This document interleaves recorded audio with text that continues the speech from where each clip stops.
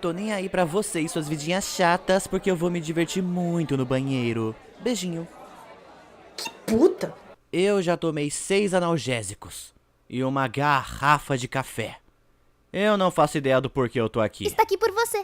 Cherry! O que tá rolando? Tô bebaço. Você tá bêbado? Achei que tava tomando analgésicos. Você tava dirigindo o carro. Não, eu tô bêbado.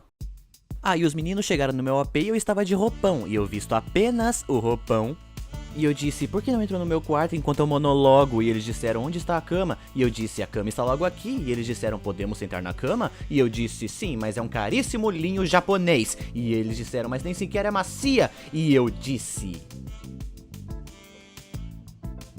Às vezes, coisas que são caras são piores. Uau. Resumindo, eu chupei o pau dos dois. Meu Deus, isso é muita loção. Quando eu fico bêbado a noite toda, tenho que pôr a hidratação de volta. Correio chegou. Ok, eu pego.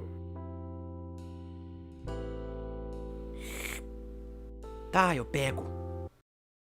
Tem uma coisa muito séria rolando aqui, ok? É pizza? É maconha?